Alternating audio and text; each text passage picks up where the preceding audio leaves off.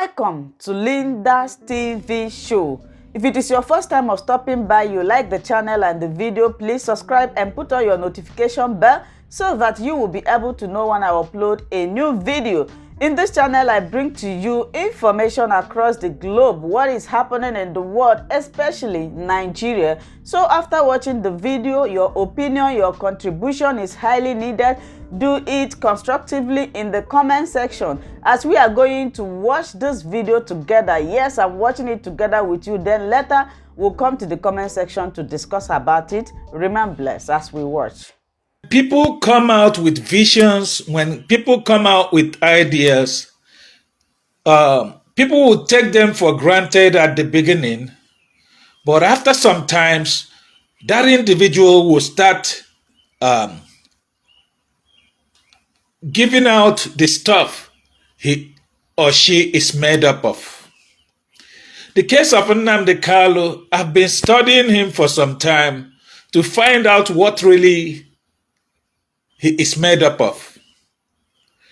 And my findings is what I want to state now. And every other thing that I have to say about the current events going on in Nigeria. The Nigerian government is the architect of every problem, all the problems that is going on in this entity called Nigeria today. The Nigerian government, we are careless in handling the affairs of the people. The Nigerian government was callous in handling the affairs of the people because they think, the politicians in government think with money they can buy over everything. And when money fell them that with brute force, they can actualize their dreams and aspiration of humiliating and impoverishing the people more. But in the case of Nnamdi and the case of the state of mind of young people in Nigeria today, my brothers and sisters, they have failed.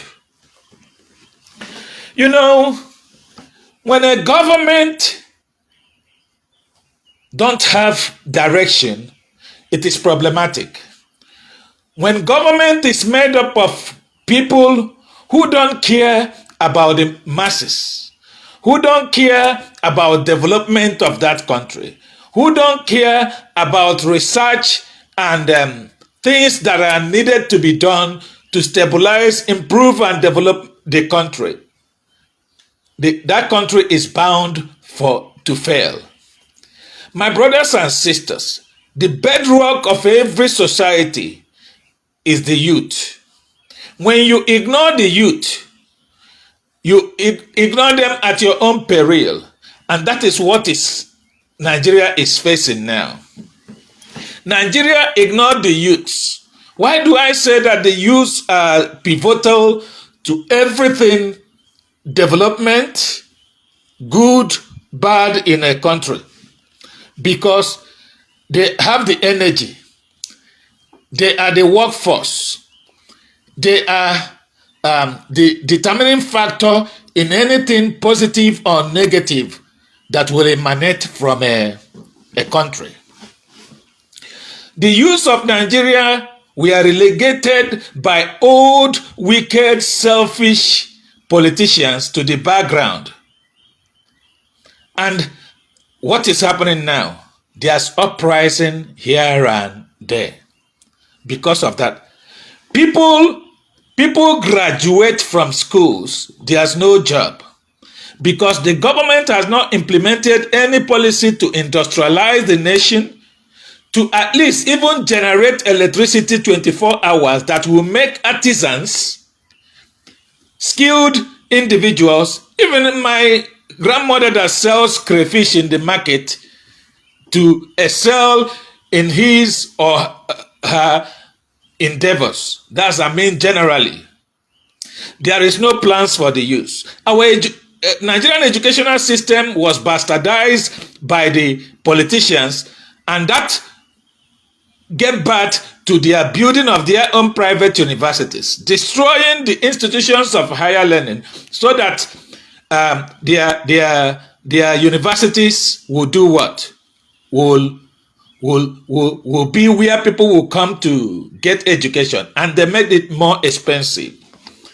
The worst of it all are Christian universities and even Muslim higher institutions of learning, whereby the tithe payer in the church, the poor man in the church cannot afford education in a school run by the church. He or she has contributed to building it. If the colonial masters that brought education to us behaved like the private university owners, the church university owners, for instance, and made education very expensive, unaffordable, today, all of us will still be in the dark age. We won't have the education that will propel us to the level that we are in today. That are some of the things that they did to the youth. You find out a hungry man is an angry man. A hungry man is an angry man. Keep a man hungry, he will do anything within his reach to make sure that he or she survives in life. Nigerian youths are hungry. That's why you see mass exodus of Nigerian youths to other countries to see whether they can make ends meet. And the government, we are laughing when they were doing that. They intentionally did that so that the young people that will oppose them, the young people that might start fighting for their rights, the young people that can challenge them, so that majority of them will run away from the country. And they are laughing, smiling, because they are embezzling money, increasing their bank account, carrying security, walking around like demigods, and then sending their own children to good universities abroad. Let me state that. A healthy person is somebody that will be productive. When people are not healthy, every youth in Nigeria, his finances has been aborted by these so-called leaders. All of us have financial miscarriage. Let me use that word invented by me. Financial miscarriage is the sickness that every youth in Nigeria is suffering, because when you don't have the finances and you are hungry, my brother, desperation comes.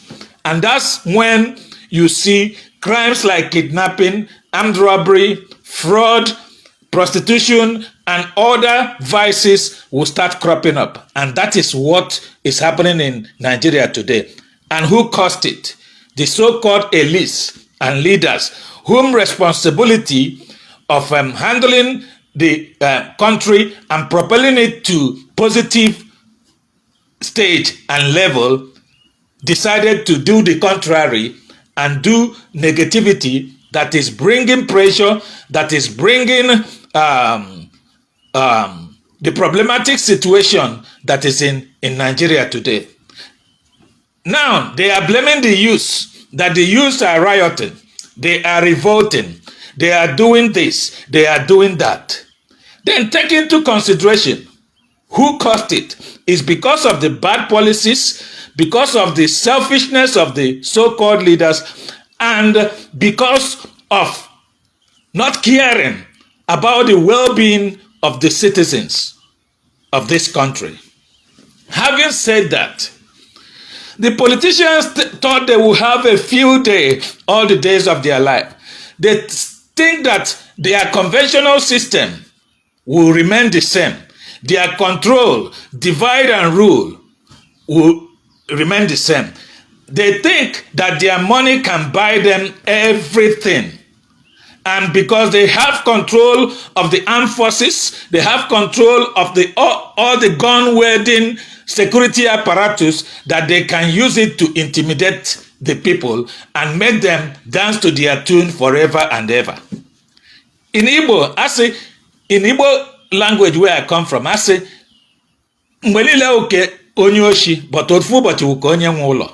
And that is exactly, they say every day is for the thief, and one day is for the owner of the house.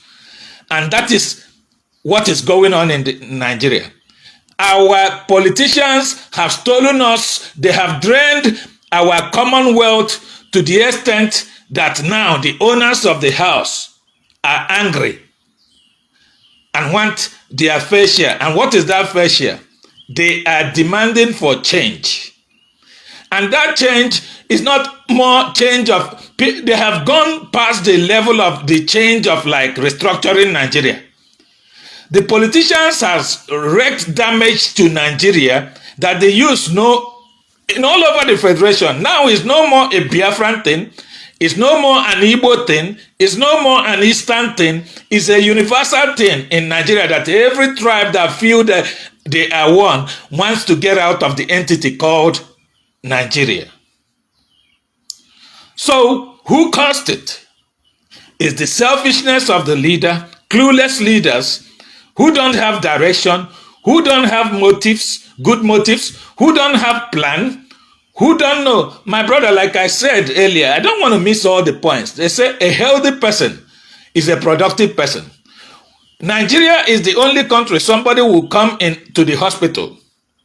If you don't have advance payment, look at somebody that is not working, somebody that don't have any means of livelihood because the government did not provide the platform for them to excel, to make money, to live meaningful, to pay their bills and everything. Somebody will be like 40 years and he's still eating from the mother. And then you tell that individual to pay advance payment of hundreds of thousands before he is treated. My brother, these people bastardize our Nigerian health system because they have the money and the facilities to fly themselves abroad for medical mecca. Could you imagine that? What a shame that Nigerian president the other day was in London and people were telling him, go back to your country. Like people like my research, many countries will not allow a foreign country to do what? To take care of their president because of security issues. My brother, while taking care of your president, they can plant a chip inside your president whereby every secret discussion that is being discussed in secret places might be heard or seen by agents of other countries that are in enmity with your country. It is only in Nigeria that we celebrate our president going out for medical mecca. It is problematic. It is very problematic. Having laid this foundation, let me come back to the original purpose that I am here before, understanding Nnamdi Kanu and why money and force cannot stop him from doing what he is doing. There are people that are born for a purpose. There are people that are born to actualize a vision. There are people that were born with strong mind and the willpower to overcome every circumstance and then actualize what their dream, aspiration, and plan for life is. Brothers and sisters, Nnamdi is not super rich. He's not a billionaire in cash, but he is more than a billionaire in life experience, in wisdom, in character, and everything that makes a great person, a great individual, and a great leader, a charismatic leader. I remember those days when this guy started his agitation. If the government of Nigeria were wise enough, what would they do? They would have sent a team to understudy this young man and find out where he is going, who is he, what kind of personality he is. But they thought it was just like an ordinary whaler who will wail for a little time and do what? And then drop his agitation. Do you know what their mindset is? Nah, he is a complete Igbo man now. If we throw oil well, ministerial appointment, or even Kweyankwa governor, and load his account with money, the guy go just abandon this cause. My brother, they forgot that there are in every corrupt society, there are unique individuals who has respect for themselves, who have impeccable character, who have the love of the masses for their, who we are born to fulfill a mission. Their destiny is just one mandate that God gave them on earth to come and fulfill. And those people, you cannot corrupt them. You cannot entice them with any materialistic gift. They forgot that one man stands out in that cadre, and his name is Nnamdi Kanu. And that's where they got it wrong. You won't tell me that when he was in the prison, he was not given some bribes. Let's do this for you. Let's do this for you. Let you drop this agitation. If somebody says it, that person is a liar from the depth of hell. They tried every means because it was late. If it is a country that have a structure, a country that wants the progress of its people, whenever somebody crops up his head like this with a vision, they should understand it. The earlier time, they would have called Nnamdi for a dialogue and say, my brother, what do you want? And then a reasonable government will listen to this person and implement those things that will make so that the outcome, what we are facing now, will not be present. My brothers and sisters, when money fails, when Nigerian authorities or politicians fail to entice you with money, the next thing that will come is intimidation. My brother, people are tired of the system. People are hungry. Masses are going jobless. Mothers are crying. Everything has skyrocketed. The dollar is high. No production. The little food and all the essential materials needed for everyday living, for activities of daily living, has skyrocketed to high heaven. People are tired. Police brutality. So many vices going on in the country.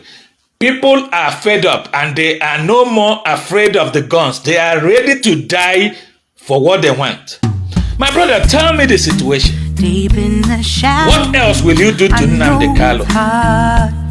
His parents have died as a result of this. His family don't come home anymore. What else can you do to somebody that being the cause of what took the life of his parents? If Nigerian authorities were wise, they would have negotiated from the beginning. But now it has degenerated to something else. There's uprising in the north. There's uprising in the southwest. There's uprising in the middle belt. There's uprising in the southeast. Very soon, the whole country will be engulfed in crisis that will be unmanageable. No matter the high level of equipments, military equipments you have, you can't suppress the people, except you can kill everybody.